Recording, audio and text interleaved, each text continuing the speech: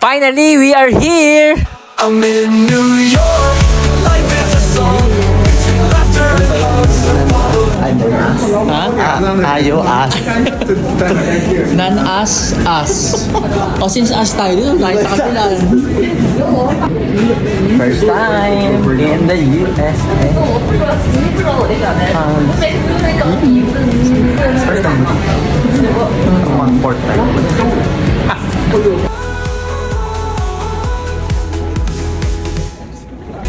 So ito na, pipilian tayo sa immigration nila. Sana lang hindi tayo kabahan sa mga tanong.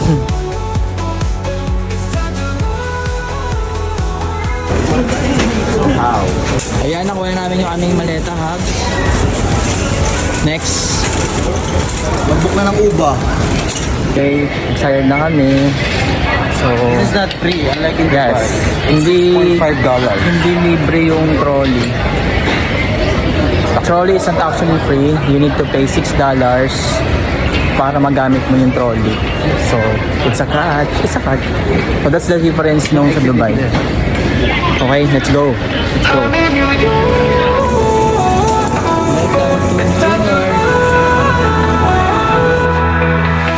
Walking through the streets, the city pulsating. The brightness of the suns invites me to dream. The sounds of the subway. Okay, nakalabas na kami. At ang lamig dito. Nasa 7 degrees ang temperature. Ang lamig. Sarap. Alags. Yes. Lamig. So, parang tayong nasa Pilipinas lang din. Joke.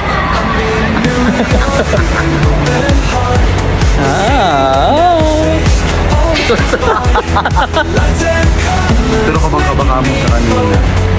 Kinabahan ako sa tanong kasi may tanong ulit eh. Magkano yung dalang pera, ganyan. Tutuloy. Yung tinanong ko magkali pera, sabi niya, oh. Hindi sumagot. Hindi, kinuha ko yung aking passport. Baliw ka. Ganun ha. So, that's it. Okay, we got our Uber. Wow, Chevrolet. Ari kong Chevrolet ba yun, Abs? I'm in New York with an open heart. A city that never sleeps, always goes by. Lights and colors making me float. I'm in New York. So finally, dumating na kami sa aming bahay na tutuluyan. Dito kami for our next stays dito sa New York. So aming bahay for the next 5 days. Yes. Room lang naman tayo, di ba? Room. So let's check inside. Yan ang paano mapupuntahan.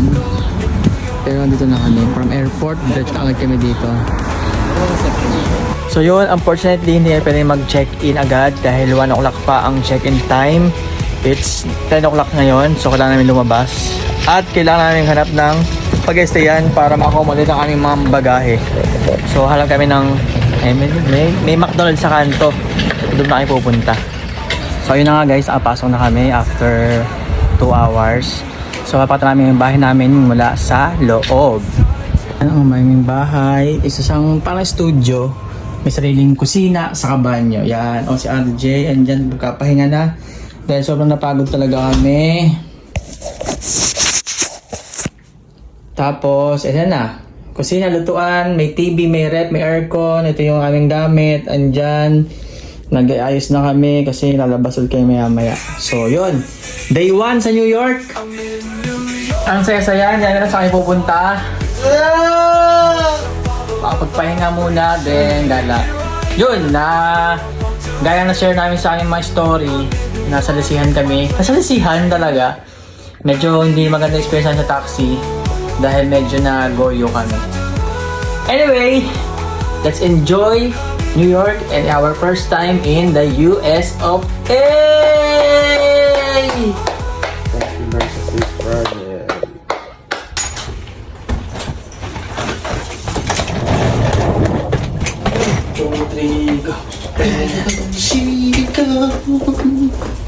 There she goes again.